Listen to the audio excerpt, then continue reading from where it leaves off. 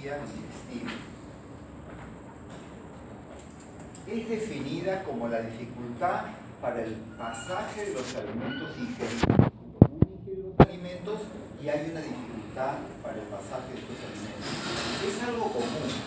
7 a 10% de las personas mayores de 50 años la presentan, 16% en ancianos y hasta un 25% en hospitalizados. Hay disfagia orofaringia y disfagia esofágica. Entonces, dentro de los síntomas digestivos, ¿no? O esofágicos, disfagia es la sensación de dificultad para el pasaje de los alimentos.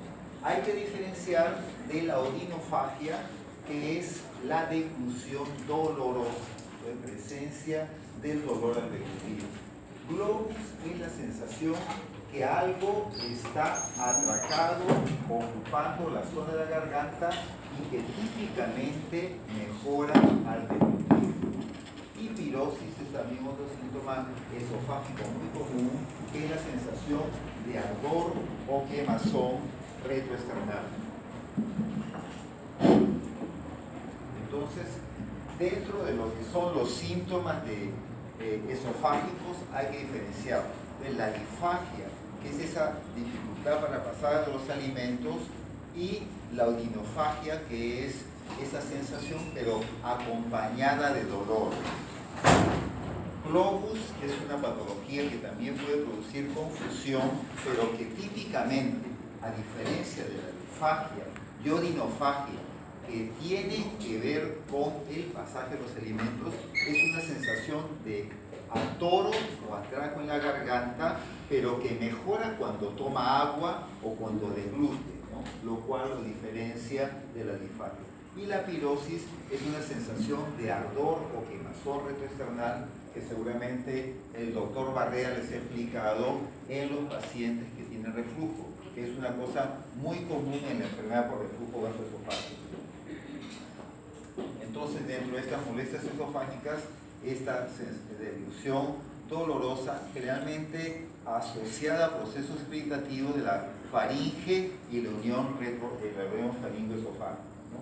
Causas de odinofagia es la ingesta de cáusticos, ¿no? Ahora, felizmente, que ya no viene, bueno, el ácido muriático, que servía para limpiar los pisos, limpiar los baños, fue eliminado porque servía como insumo para la pasta básica de cocaína. Pero antes había muchos pacientes que con motivos suicidas, ¿no? Tomaban el ácido muriático y se producían unas esofagitis severas con una odinofagia marcada. Ahora todavía los álcalis, es decir, la lejía todavía queda, pero casi siempre la lejía industrial es la que produce las patologías más severas, porque la lejía común está ya bastante diluida. Y también hay medicamentos. Uno siempre tiene que preguntar qué tipo de medicamento que he estado tomando. La doxiciclina, que es un familiar de la tetraciclina, que se utiliza para enfermedades infecciosas, especialmente enfermedades pélvicas e inflamatorias, causa ese tipo de molestias. Cuando el paciente toma tetraciclinas o este tipo de medicamentos, tiene que tomarlos con abundante agua, porque si no, el paciente puede tener odinofagia. Los bifosfonatos, que son muy usados en los pacientes que tienen osteoporosis, y así otros medicamentos. Por eso es que uno tiene que preguntar qué medicamento está tomando. Cuerpo extraño, entonces el paciente de repente se pasó el pollo, ¿no? La pierna de pollo se pasó con un pedazo del hueso, o el paciente ha comido un pescado y de una parte de la espina se ha pasado, y el paciente puede tener una odinofagia por cuerpos extraños. Y otros tipos de patologías como esofagitis por radiación, esofagitis infecciosa, enfermedad por reflujo, como esofaginitis erosiva, o el mismo cáncer de esófago pueden ser una causa de odinofagia. Un aspecto interesante es que el esófago puede producir síntomas, a así como la pilosis es la quemazón retroesternal, también hay inflamación del esófago que da un dolor torácico similar a la angina de pecho. Entonces, hay pacientes que tienen un problema esofágico y pueden tener un dolor que parece un dolor de origen cardiovascular. Por reflujo principalmente, el ácido que refluye y penetra en las capas profundas del esófago, en estos espacios intercelulares, puede producir una sensación de dolor tipo cardíaco. Por eso es que muchos pacientes con procesos esofágicos acuden antes al cardiólogo que al gastroenterólogo, porque tienen un dolor en el pecho, inmediatamente ellos dicen un infarto, ¿no? De repente me va a ir un paro cardíaco, y van y les hacen su electrocardiograma y le dicen que no hay ningún problema, y después comienzan a preguntar, sí, tengo un poco de vinagreras, tengo un poco de acidez, y resulta que aparte de la pirosis, los pacientes con reflujo pueden tener un dolor torácico de tipo anginoso. Eso es un dato importante para tener en consideración en los pacientes con problemas digestivos. El globo faríngeo es una patología bastante frecuente y que se ve en algunos pacientes, en los cuales generalmente son pacientes muy ansiosos. Anteriormente le llamaban globos histéricos, que es la sensación de un nudo, una sensación de atoro, y lo que tiene de diferente de la disfagia es que lo siente cuando no está comiendo, y basta que tome un poquito de agua para que siente un alivio.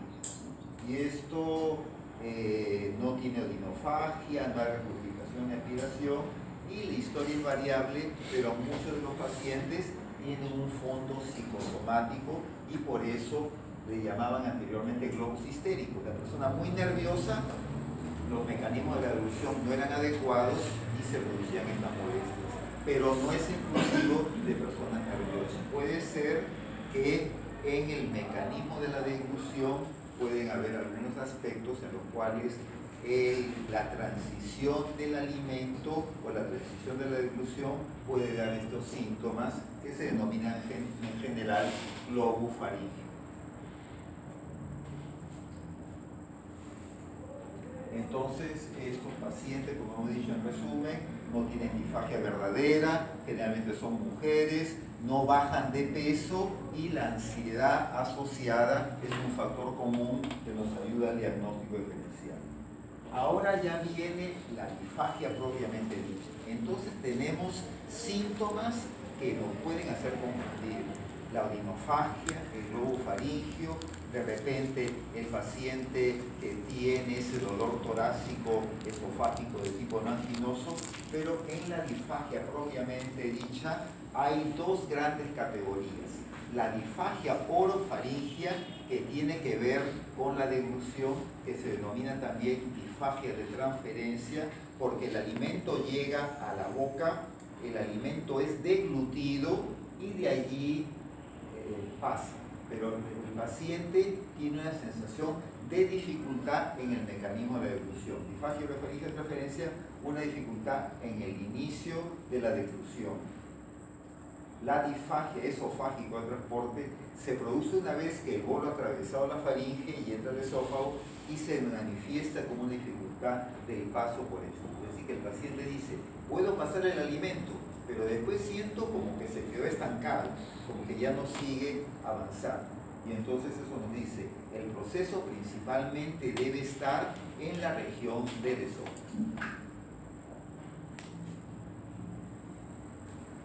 Dentro de las causas tenemos de la disfagia orofaringia lesiones estructurales, algo que ocurre en la región principalmente del cuello, tumores de la cabeza o del cuello, trastornos postquirúrgicos, de repente fue operado de la tiroides, de repente fue operado de la tráquea y ha quedado con una disfagia, procesos inflamatorios como membrana, fibrosis o divertículos faringeos, y la gran mayoría tienen enfermedades neuromusculares.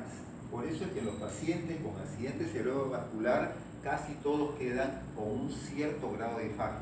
mayor si es que ha tomado los pares craneales, ¿no? Porque muchos de los pares craneales tienen que ver con el mecanismo de la deglución.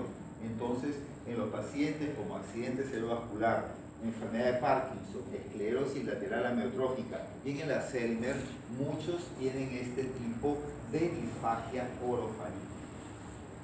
Enfermedades en los nervios craneanos, como en la diabetes o en la parálisis del nervio laríngeo, también ocurre eso. Enfermedades musculoesqueléticas, aquellos pacientes que tienen debilidades musculares, miopatías, distrofias musculares, hipo o hipertiroidismo, ocurre esto, y también en alteraciones del esfínter esofágico superior. Entonces, disfagia orofaríngea, en el cual el paciente tiene dificultad para deglutir. Y el paciente con disfagia esofágica, hay dos grandes clasificaciones.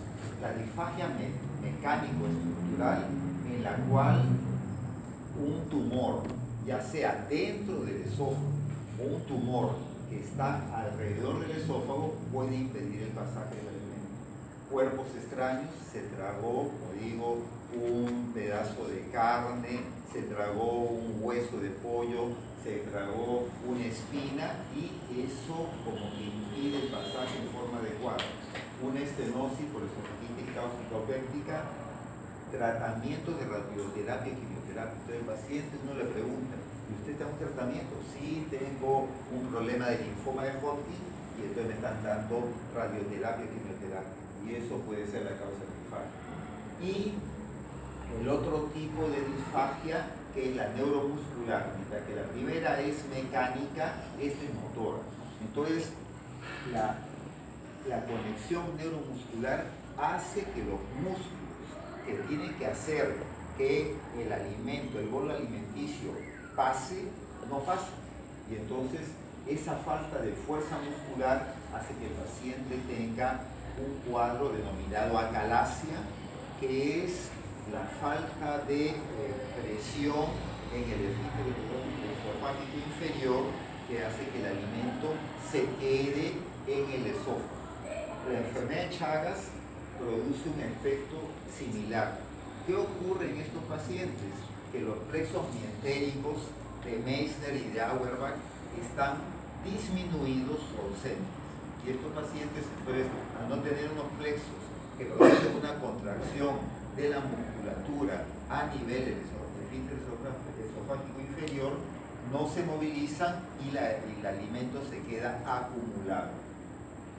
El espasmo esofágico difuso es una patología no muy frecuente, pero que se caracteriza porque el paciente tiene un dolor construido una opresión, y en estos pacientes no es que no haya fuerza muscular, sino que hay una contracción tan intensa que el esófago, en lugar de tener movimientos peristálticos, tiene una contracción que impide que el alimento pueda pasar. Entonces, en lugar de tener peristaltismo y movimientos secuenciales, se contrae en una sola zona, y eso hace que el alimento se quede estancado. Y se caracteriza porque hay un dolor retroesternal muy marcado. En el escleroderma es la acumulación de un tejido colágeno, un tejido escleral en el colágeno, en la estructura del esófago, que hace que el esófago, que normalmente es un músculo que se contrae, eso hace que quede como soldado, como solidificado, y entonces ya no tiene peristaltismo. Es como que le hubieran echado un cemento, y entonces el esófago, en el momento del pasaje y que tiene que contraer, ya no contrae absolutamente nada. En el lupus eritematoso sistémico también hay una vasculitis que produce un efecto similar. Y en la diabetes mellitus también hay alteraciones en el complejo nervio-músculo, que hace que no exista peristaltismo. Y todos estos pacientes van a tener una disfagia esofágica. Todo está muy interesante, y ahora, ¿cómo podemos distinguir una causa de otra? El paciente con disfagia orofaríngea, el que tiene problemas de dilución, dice que tiene un atasco del bolo alimentario en la garganta. Pues, clásicamente el paciente se acompaña con tos y regurgita los alimentos. Entonces, el paciente que tiene esta disfagia orofaríngea no puede deglutir, está con tos, se atora, los alimentos los regurgita por la nariz, no tiene molestias al deglutir y tiene infecciones respiratorias recurrentes por la digestión de alimentos. El paciente dice, me cuesta mucho tragar, no puedo pasar el alimento. En cambio, el paciente con disfagia esofágica pasa bien los alimentos, pero la comida se le atasca en el pecho. Sensación de atasco o nudo retroesternal, dolor torácico y regurgitación de la comida no digerida. El paciente con acalasia típicamente regresa el alimento pero como mascado, pero no tiene nada de acidez. A diferencia del paciente que tiene reflujo gastroesofágico, que siente como que el alimento está amargo, ácido, porque ha llegado al estómago. En cambio, en estos pacientes, el alimento no llega al estómago, se queda ahí como atascado y lo puede regurgitar.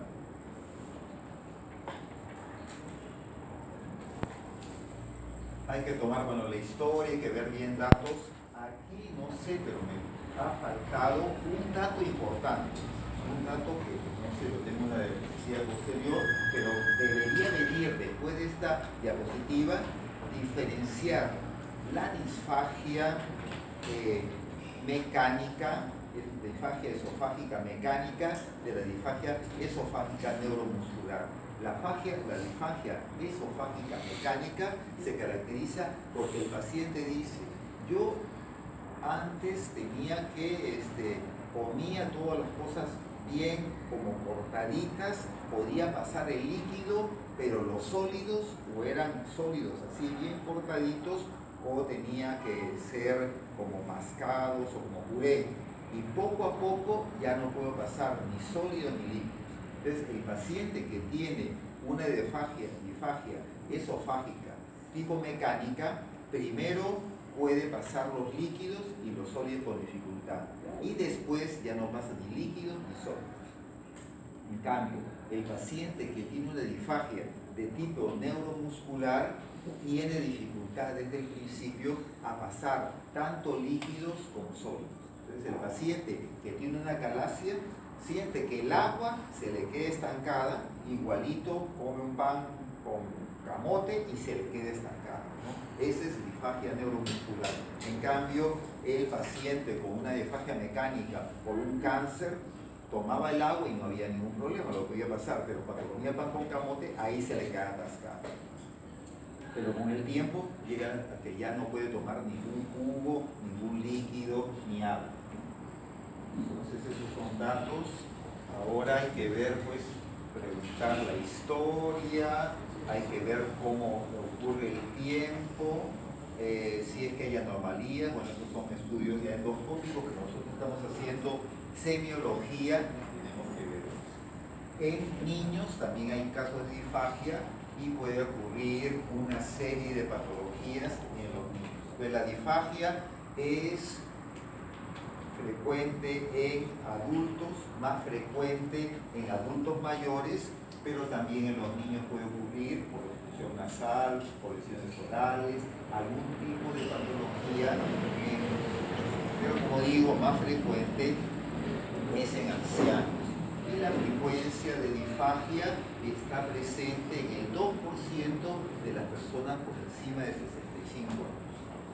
La mala dentadura también es un factor para que el paciente pueda tener síntomas de disfagia. Entonces no mastica bien los alimentos y va a tener dificultad para la deglución. La pérdida del tejido conectivo lingual también es un factor. Y el tiempo de tránsito faríngeo incrementado va a ser el que dificulte el pasaje adecuado de los alimentos. Entonces la edad de por sí ya puede dar un factor. Pongamos, esto es el espasmo esofágico difuso, que es un tipo de disfagia de tipo motora. En estos pacientes, los movimientos del esófago son tan fuertes que en lugar de aumentar el pasaje, como que lo detienen y no puede avanzar en forma adecuada. Es una disfagia de tipo esofágica, de tipo motora. En la acalasia también es una disfagia de tipo esofágica, de tipo motora, en la cual en el tercio distal del esófago los flexos mientéricos están disminuidos o ausentes, y eso evita que se pueda dilatar el esfínter esofágico y el alimento se queda en la parte alta, ¿no? Entonces, en estos tiene la característica de una punta de lápiz, y esto nos indica una calasia.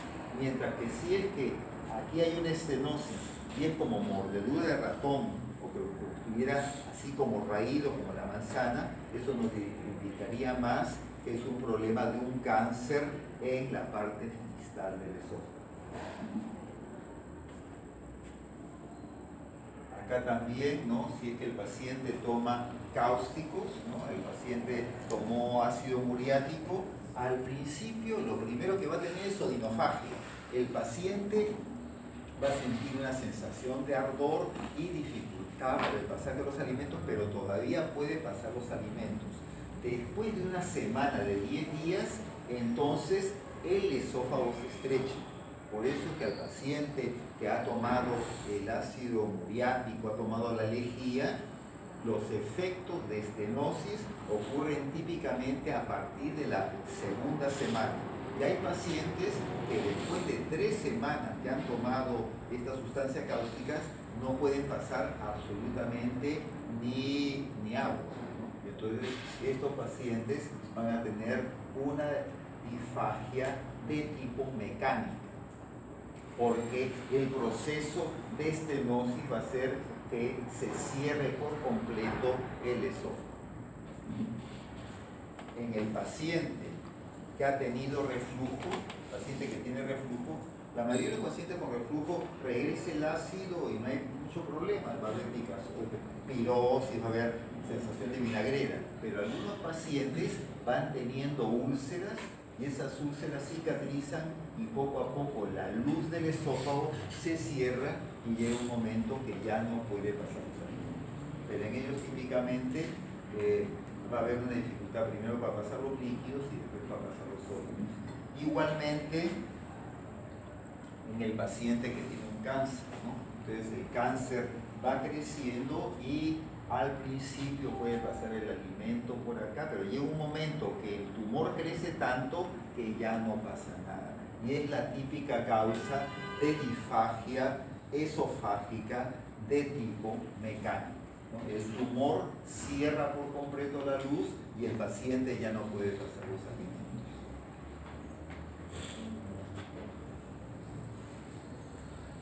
Acá hay algunos datos que nos ayudan a ver este problema de disfunción orofaringea, ¿no? Iniciación tardía o ausente de la deglución. Entonces el paciente o no deglute o deglute dificultoso, regurgitación postnasal, que hemos visto, tos deglutiva y necesidad de tragar rápidamente para lograr una eliminación satisfactoria del material tragado del hipocalipto, ¿no? Entonces, ¿cómo podemos diferenciar una disfagia orofaringea? Síntomas asociados y posibles etiologías de disfagia. Disfagia progresiva, disfagia neuromuscular. Disfagia súbita, disfagia obstructiva o esofagitis inflamatoria. Disfagia para iniciar la deglución, disfagia orofaringea. Alimentación estancada después de la deglución, disfagia esofágica. Tos temprano de la deglución, disfagia neuromuscular o orofaringea. Entonces, son datos claves que nos ayudan a diferenciar. Pérdida de peso en los ancianos, carcinoma. Pérdida de peso con regurgitación, acalasia. Síntomas progresivos de acidez, estenosis péptica, esterodermia. Síntomas intermitentes, puede haber en anillos y membranas, en el espasmo esofágico difuso, en el esófago en cascanueces. El esófago en cascanueces, como es el esófago con espasmo esofágico difuso.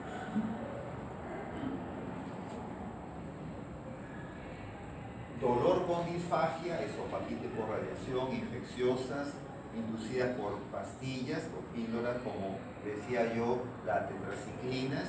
Dolor empeorado por solo sólidos, disfagia obstructiva. Dolor agravado por sólidos y líquidos, disfagia neuromuscular. Un poco regurgitación de alimentos viejos, ¿sabes? Eso es una cosa interesante, el divertículo de Senker.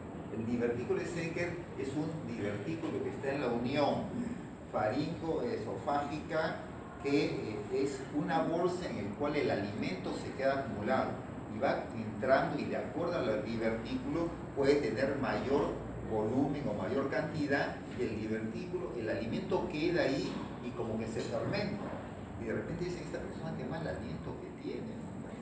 Y de repente regurgita comida y dice, a veces no se dan cuenta y dicen, pero esto maní que he comido lo comí hace como 3 días y lo regurgita. Y entonces obviamente alimentos viejos y una halitosis marcada. Todos esos datos son importantes para poder hacer el diagnóstico de debilidad de disfagia cerebrovascular, halitosis divertículo, disfagia aliviada con reductos repetidos en la calasia, disfagia agravada a los alimentos fríos, son los trastornos de la motilidad neuromuscular, ¿no? Es típico, no sé si les ha pasado que han tomado algún líquido, una gaseosa, un helado, así, con esa temperatura y han sentido como que les ha venido un dolor, ¿no? Y eso es porque puede haber una contractura y se produce como un espasmo esofágico. Entonces, todos esos datos clínicos son importantes. Y después, probablemente el paciente, uno tiene que ver, ¿no? Si el paciente tiene una esclerodermia, uno tiene que ver si el paciente tiene trastornos de conjuntivo. Si el paciente ha tenido un accidente cerebrovascular, un paciente con hemiparesia, con dificultad para caminar, el paciente puede tener Parkinson, temblores, rigidez, fasciculación. Entonces el examen físico es un examen que abarca no solamente la parte del esófago, sino en general a todo paciente. Acá ver, ¿no? Entonces aquí se comió una tachuela, una moneda, que es algo que no es tan infrecuente, especialmente en los niñitos, y el paciente siente una sensación de atoro y que no puede ni salivar, no tiene godinofagia y da una incomodidad. A veces pasan sin problemas, hay algunos que se quedan ahí agarrados y se produce un granuloma, y ese granuloma hace que la disfagia, la dificultad para el pasaje de los alimentos cada vez sea mayor. También puede ser, este anillo de Chasky es una patología un poco rara en la cual se produce como un cierre, se ha formado como una especie de membrana, es como si el esófago le hubiera salido una especie de capuchón y eso impide el pasaje de los alimentos sólidos principalmente.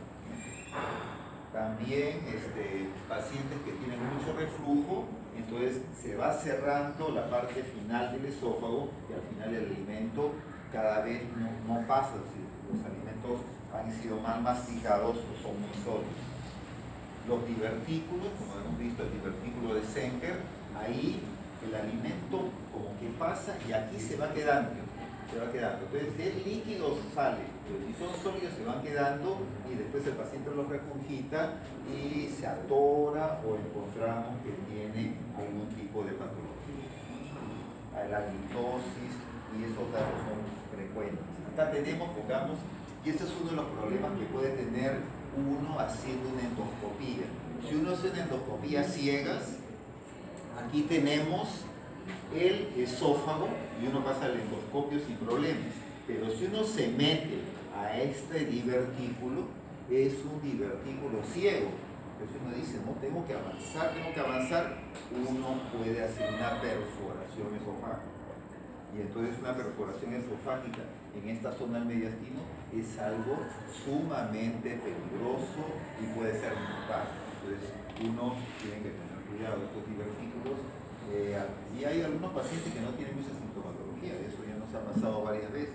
Algunos que tienen síntomas, pero otros que no, y descubrimos que tenían un divertículo. Aquí también una esofagitis severa, obviamente, con toda esa inflamación va a tener síntomas de esofagitis, disfagia de tipo esofágica. También hay dificultad en las pacientes con tumores, hay dificultad para pasar el alimento. Aquí también problemas de la manometría. Una de las cosas que no hay mucho acá en el país, pero que es importante es hacer manometría. Este es un paciente con acalasia y aquí hay un aumento de la presión que impide, como como la presión del tórax es negativa y la presión del abdomen es positiva, la presión del abdomen impide que el alimento pase. Y no hay ninguna patología orgánica, pero el alimento no puede pasar porque la presión intraabdominal es mayor que la presión intertorácica. Y no hay peristaltismo que empuje el alimento. Otro tipo de patología, hemos sacado un poco de fotos para que no se aburran. También para sólidos y líquidos en este tipo linfático. También hay patologías como deficiencia de hierro que pueden dar membranas como el síndrome de Fuller-Binns. Y eso es un poco la referencia que hemos dado para patología en el Schlesinger, en el Yamada y básicamente toda la disfagia está dado en esta referencia. Tomamos 30 segundos de descanso